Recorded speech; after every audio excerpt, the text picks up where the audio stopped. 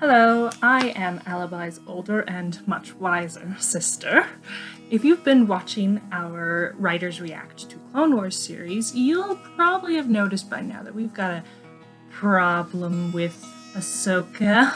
If you've been wondering what our beef with her is, well then, that's why we created this. So this is a verbal essay by yours truly.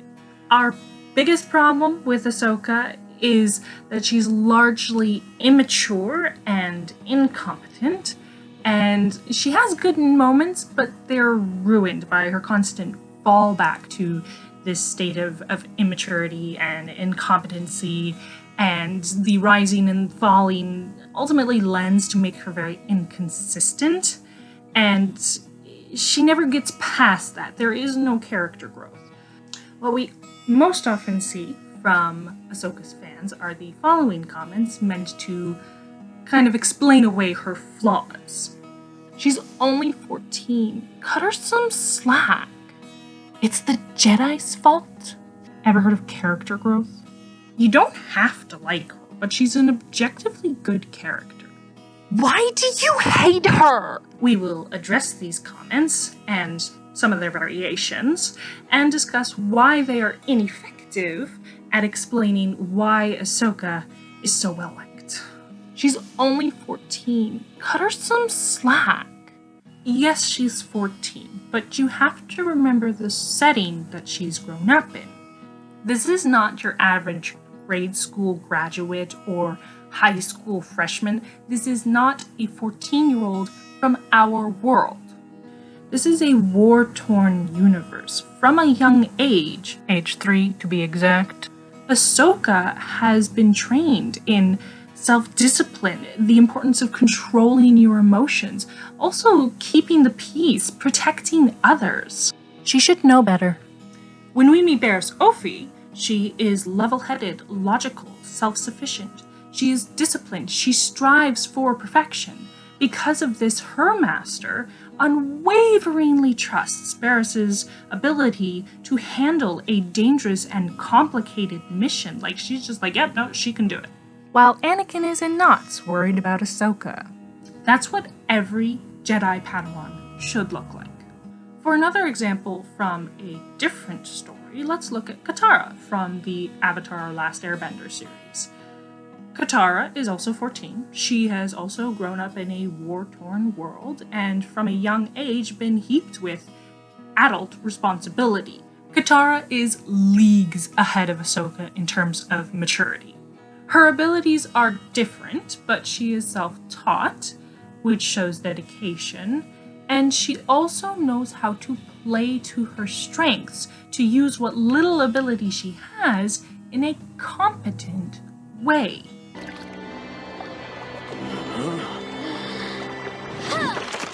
Katara!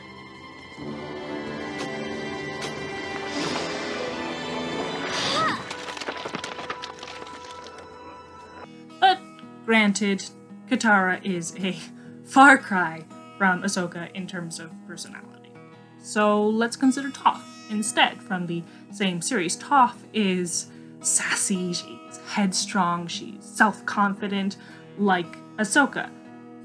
Toph is actually 12, and unlike Katara, she's been pampered her entire life, sheltered from the world and its problems. So one would maybe expect her to be an immature brat. Even she is more mature than Ahsoka. She doesn't treat the missions they go on, the battles they fight, the dangers they face like a field trip. She recognizes the weight of their situation and reacts with maturity and level-headedness. And even with all that maturity, she doesn't lose the sassy confidence that makes her such a lovable and memorable character. So no, I am not going to cut Ahsoka slack. There are many examples of young characters forced into positions of responsibility far beyond their years. Avatar: The Last Airbender, Harry Potter, Ender's Game. If they, with their varying personalities, abilities, backstories, can face their conflicts with maturity and competency, so can Ahsoka. The "she's young" argument also sometimes appears as She's just a Padawan. Of course she makes mistakes. let's address that too, just for the sake of being thorough. We don't focus on every single mistake that Ahsoka makes. When she slips up or is unable to adequately face a significant threat, we don't stop and say, Oh my goodness, Ahsoka, you're so incompetent. we understand that she's just a Padawan. She's still learning. When we say that she's incompetent, we're more so referring to moments of sheer stupidity. Moments when she should know better than to react the way she does in terms of attitude or action. Moments that, it has been previously established, she should know how and be able to execute a successful response. To be clear, it doesn't have to be an epic response, just a competent one. Successfully evading an opponent that is too strong to engage, that's the mark of a competent learner. It's the Jedi's fault? There are a few strains which this argument can take, and they are: Anakin is insubordinate too. She learned it from him. the Jedi shouldn't be using children in a war. Let's address them. Anakin is insubordinate too. She learned it from him. This one is annoying for a couple of reasons. First, you are excusing her behavior because of the behavior of others. Nowhere in reality does this make sense. Why did you murder him? Well, Your Honor, other people have committed murder and gotten away with it, so I can too. Oh, of course. My bad. Case dismissed. No. Real logic dictates that you are responsible for your own behavior. Somebody else doing something does not make that something okay to do. There's something else to take into account as well. If you've watched some of our Writers React to Clone Wars series, you'll actually notice that we've mentioned before that Anakin's insubordination differs from Ahsoka's. When he chooses to be insubordinate, how he chooses to be insubordinate in terms of his action and his attitude, why he chooses to be insubordinate, and what the results of his insubordination are all different. A good example is Season 1, Episode 2, Rising Malevolence. Ahsoka is insubordinate regardless of the circumstance. She is blatantly obnoxious to her superiors before, during, and after disobeying them.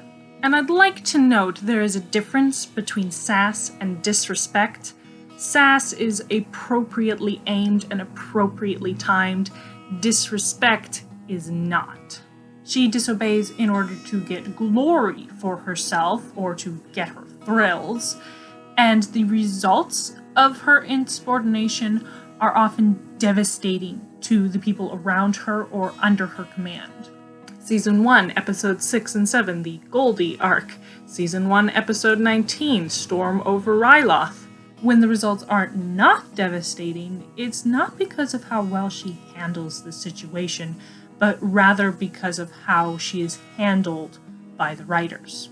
But we'll touch more on that later. The secondary argument here is that if the Jedi Council had not paired Ahsoka with Anakin as his Padawan, that she would not have learned these ill character traits. Let me start by saying this. The reason given for why the Jedi Council put the two together is because they were hoping that having a Padawan would temper Anakin's insubordinate and impulsive behavior. And the idea has merit. There are two ways that this can work. One, if they have opposite personalities, and two, if they have similar personalities. Opposite personalities, when bonded together through friendship or respect for one another, have the ability to push each other to grow. For example, a laid-back personality can relax a more rigid personality, and vice versa, the rigid personality may help to strengthen the more relaxed personality. It doesn't always work. as people don't always mesh, but it can have a profound effect in relationships between opposite personalities. I'm a parent of a 3-year-old, and having a child is like having a living mirror. You see all of your flaws reborn in that child as they learn their behavior from you. It becomes an incredibly powerful incentive to improve yourself. And it's very rewarding to then see that improved behavior picked up and exhibited. So the idea of pairing Anakin and Ahsoka together is a good one. Obviously, Anakin and Ahsoka are not opposite personalities. Far from it, they are both hot-headed, insubordinate, impulsive, lack control of their emotions. This means that Anakin cannot be blamed for Ahsoka's ill character traits because she was already that kind of person before he ever met her. Disclaimer, I haven't seen the movie, but I know enough about it to confidently say that Ahsoka's personality was already in place before she met Anakin. She did not learn it from him. Furthermore, what becomes annoying is that you can often see Anakin thinking and acting more responsibly, especially where Ahsoka is concerned, showing that the pairing has, in fact, benefited him in some way. But Ahsoka doesn't benefit from this growth in any consistent or meaningful way. She does not learn from him. Anakin has nothing to do with Ahsoka's lack of maturity or competency.